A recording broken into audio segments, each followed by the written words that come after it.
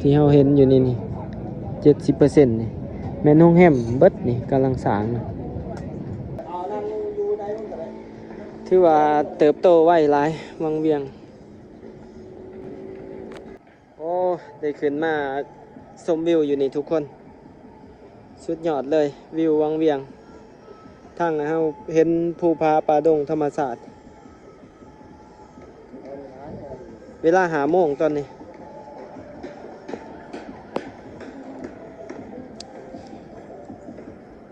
อยู่ตามแคมแม่น้ำก็ถือว่า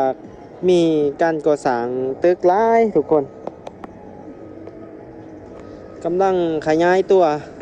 อย่างว่องไวสำหรับวังเวียงนี่เบิ่งหลายๆอย่างยอมหับเลยงาม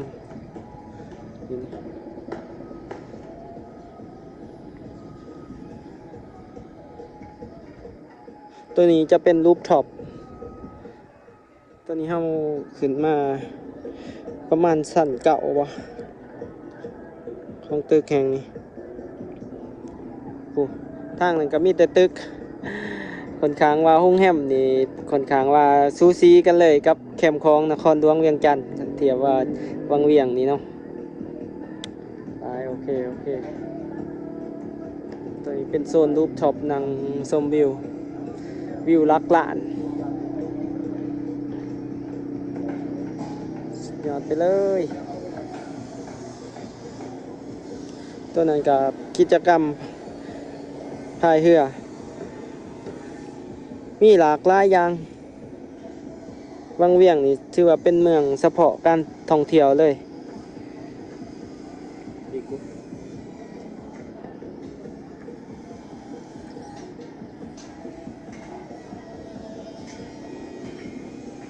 ตัวนี้เป็นอาหารโซนเป็นบาร์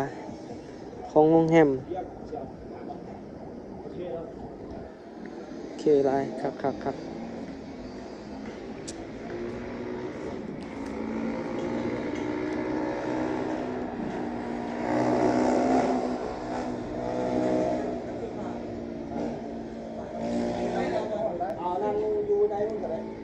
ถือว่าเติบโตไวหลายวังเวียง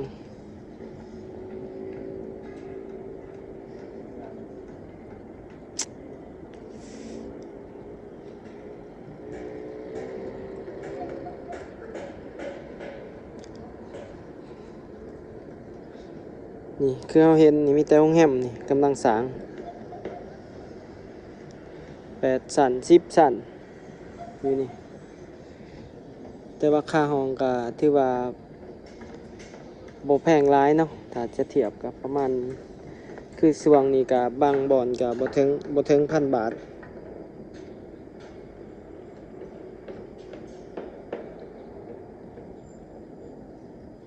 ถือว่าเป็นเมืองที่ว่าขยายไว้วังเวียงนี่คือเราเห็นนี่โรงแรมที่เกิดขึ้นใหม่นี่แต่ว่าถ้าว่ามันเป็นโซนที่ว่าเป็นของกิจการที่ว่าเป็นของคนลาวเบิดก็น่าจะดีแต่ว่าบางเทื่อบ่แม่นบางเทื่อมันก็อาจสิมีทางนักธุรกิจชาวต่างชาตินำที่มาลงทุนแล้วก็มีกิจการทางต่างประเทศแล้วก็ลาวที่เป็นเจ้าของโรงแรมต่างๆนี่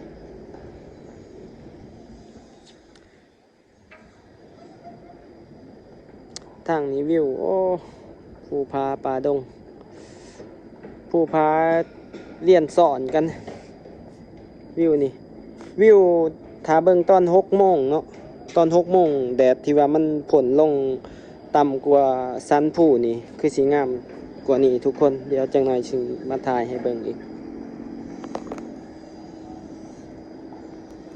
เดี๋ยวเขามาเบิ่งโซนบ้านก่อนมานำกัน3 คนมานี่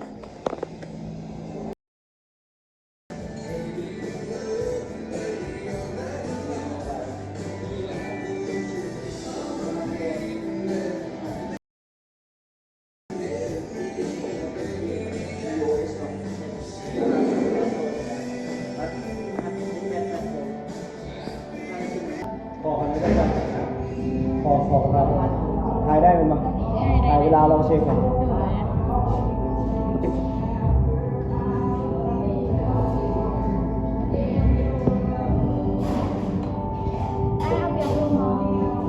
อทำไมขึ้นไปเลย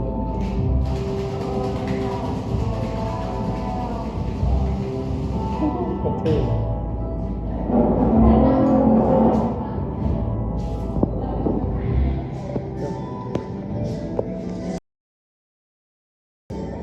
เดี๋ยวพาทุกคนไปเบิ่งบาร์เทนเดอร์เขาจะเห็น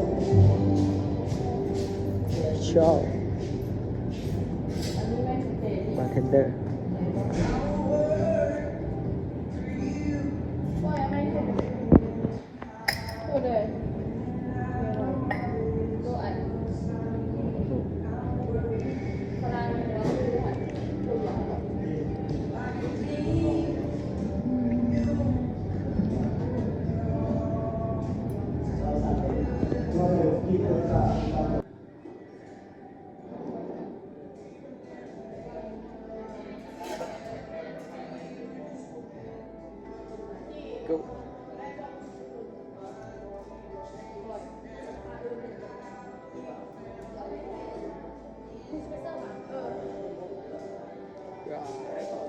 ยอด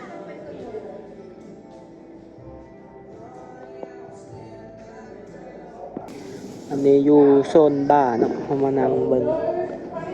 นั่งกินเบียร์อยู่โซนบาร์มาเบิ่งเพิ่นส่งเราของบาร์เทนเดอร์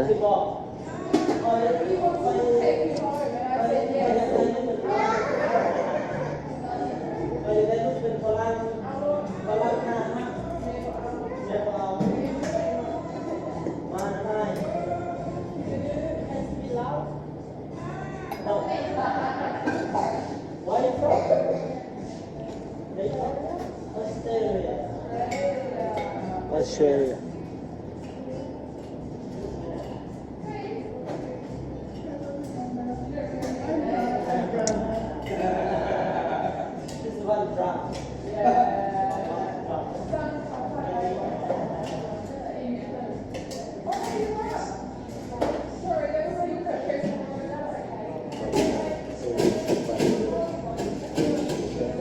อยู่นี่เป็นชาวต่างชาติ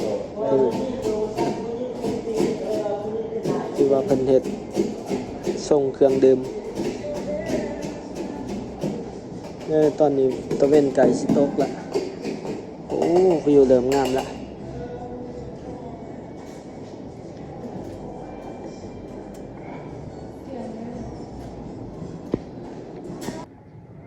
โอ้ตอนนี้เวลา5:30ตะเว้นเริ่มตกลงเริ่มอยู่หลังซันผู้นี่แหละทุกคนเริ่มสวยงามแล้วเราสิเห็นภาพทุ่งนาวิวครบสูตรเลยบัดนี้นี่เนาะเราเบิ่งไปทางนี้เราสิเห็นเป็นวิวธรรมศาสตร์แบบเกือบ 100% เนาะธรรมศาสตร์ทางด้านนี้เขาเจ้าจะน่าจะอนุรักษ์แบบบ่ให้ไปเฮ็ดตึกสูงเนาะทางด้านนั้นเพื่อบ่ให้บังทัศนียภาพแต่ว่ามาโซนนี้เนาะก็สิมีความเป็นเมืองเฮามาทางเบิ่งทางด้านนี้เฮาสิเห็นความเป็นเมืองครบสูตรคันสิเว้าก็วังเวียงนี่เนาะมีทั้งน้ำธรรมศาสตร์แล้วก็ความเป็นเมืองในอนาคตนี่อาจจะมีหลายๆอย่างเข้ามาเนาะอาจจะมีห้างมีหลายๆอย่างอาจเป็นไปได้สินห้างที่ว่าเป็นสินค้าที่มีแบรนด์สูงๆก็น่าจะได้เนาะเพราะว่ามันมีชาวต่างชาติหลายอยู่นี่ต่อไปถือว่าเป็นเมืองที่ขยายตัวไว้วังเวียงเพราะว่ามันครบสูตรมีทั้งแม่น้ำลำธารเราสิเห็นการบินพารามอเตอร์แล้วก็บอลลูนในรัศมีหลายๆกิโลเมตรอยู่ในนี่ถือว่าเป็นแหล่งท่องเที่ยวมีกิจกรรมหลายๆอย่างให้ได้เล่นส่วนนี้เป็นโซนรูปท็อปจังหน่อยเฮาสิขึ้นไปด้านเทิงเดี๋ยวไปถ่ายด้านเทิงให้ทุกคนเบิ่งโรงแรม 311ทุกคนตัวนี้เดี๋ยวขึ้นไปรูปท็อปเทิงๆเนาะเอาขึ้นไปรูปท็อปทุกคน thank you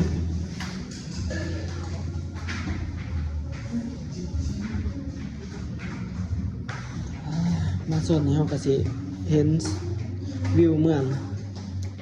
น่าจะเป็น30นี่แหละบอนเราขึ้นมานี่เนาะตัวเมืองวังเวียงถือว่าซ้ายปูอ้อมหอบเลยนะทุกคนประมาณเดี๋ยวขึ้นไปเลย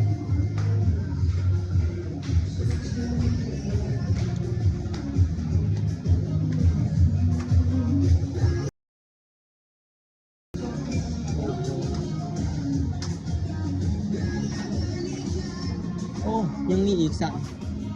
มีอีกสั่นขึ้นไป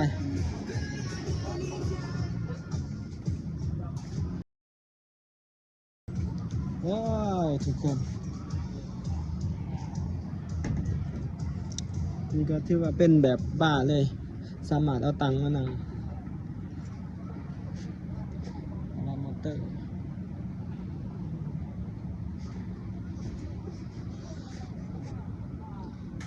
เดี๋ยวขึ้นไปดันเทิง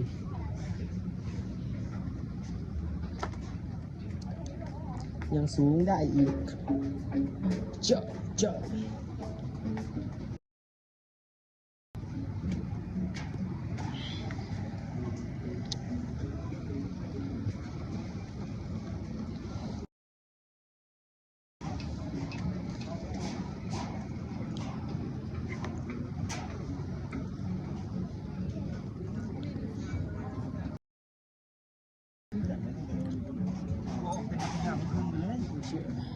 30 นาทีจะนี่ไปฮอดเมืองเฟืองไปฮอดทุกเขาคิดถึงเรือยิงงานหรือกิจกรรมนะเพลเราลูกแรกลูกเห็นนอนที่ว่าเห็นปีนมากที่สุดนานเก่งมากได้ขี่เหื่อนะขี่เหื่อมันตักบาทจากตักบาท โอ้วิวหลักบานคาเบียร์หลักลอยไปเอาไปเลยมาบอลนี้ใส่ต้นทุนเท่าไหร่คนหนึ่ง80 บาทเลย70 บาทคน70 บาทกับ70 บาทก็คือบรวมเครื่องดื่มเครื่องดื่มพวกนี้นี่เครื่องดื่มนี่บ่ฮอด100นึงประมาณ80 บาท80 บาท85 บาทถ้าว่า100 บาทมันจะอยู่65ครับแต่สิประมาณประมาณ90 บาทบาทครับ100นึงครับรวมๆนี่3คนนี่ขึ้นมานี่ระดับ1,000 บาทนี่พอดีม่วนเลยเนาะแม่นบ่โอ้1,000 บาทว่ะหัวล่างน้ำไปเลยว่า500นี่ก็ถือว่าพอเนาะถ้าว่าผู้ใดอยากขึ้นมาแบบซ้ำมันจะมีช่วงราคามันนึงโอ้นี่แสงกระเบนมันรอดมันน้ำมันอยู่ประมาณนี่ค่าใช้จ่ายเท่าไหร่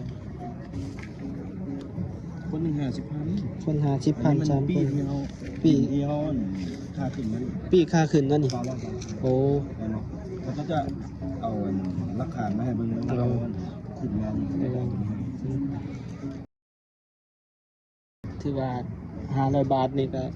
ได้เห็นวิวแบบสวยงามแล้วขึ้นมา3คนนี่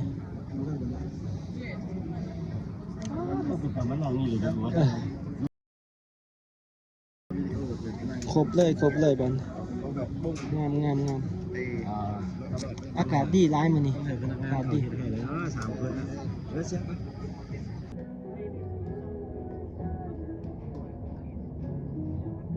เอาไปผมเศร้าต้องสวยเลยกายตัวนี้ไปเลยกายตัวนี้ไปเลยกายเขาคือมู้เลยเอา18 ลักเนาะ16 ลักเลยตัวนี้ไปวันนี้ได้ยังบอก3 โมงครับ3 โมงเน้นๆแล้วกันนี่นั่นเลยพูดออกมาเลยเอาได้มันให้บุ๊กเลยบุ๊กหน้านี่เราคือเขาจองอยากรู้ว่าราคาเขากดเข้าไปบอนนี้แม่นเฮาขึ้นมาจุดสูงสุดของโรงแรมนี่ รูปท็อปมันสามารถเบิ่งวิววังเวียงได้360องศาเลยเราสิเห็นความเจริญหรือว่าความใหญ่ของวังเวียง ประมาณใดประมาณรัศมี2กิโลเนาะถ้านับว่าเราอยู่ในใจกลางวิวโอ้ยทุกคนถือว่าครบถ้วนเลยมื้อนี้ขึ้นมาแล้วเป็นน่าจะเป็นคลิปทำอิฐที่เฮาขึ้นมามุมนี้เป็นโซนที่ว่าเห็นวิว360องศาเลยนี่ทุกคนต้นจะเป็นโซนที่เขาจะนั่งโอ้ก็ออกแบบได้ดีเนาะสำหรับโซนรูฟท็อปของโรงแรมนี่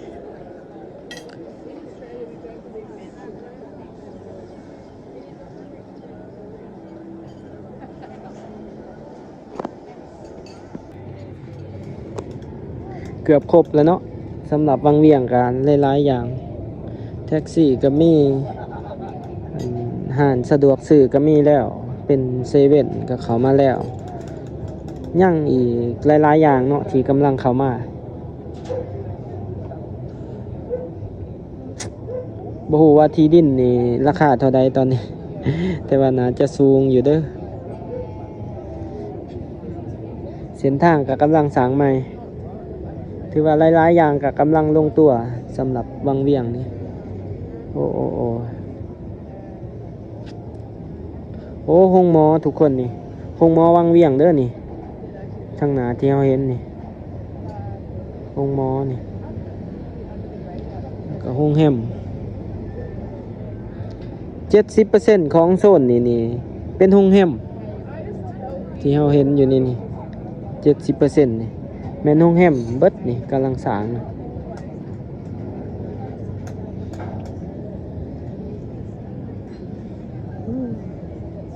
คักๆมาเทื่อนี้คุ้มทุกคนเห็นวิว360องศาผู้ใดที่อยากมาก็สามารถหาเวลามาได้ทุกคนห่างจากนครหลวงบ่ถึง200กิโลขี่รถขึ้นทางด่วนเนาะผู้ใดอยากมาไว้ก็ประมาณชั่วโมงครึ่งก็ฮอดแล้วและสำหรับในคลิปนี้ก็สิเฉพาะมุมสูงเลย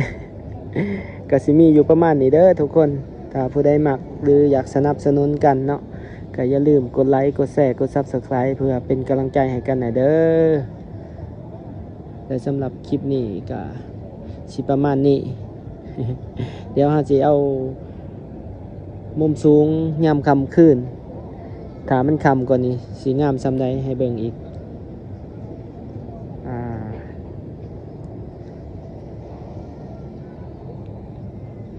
บ๊ายบาย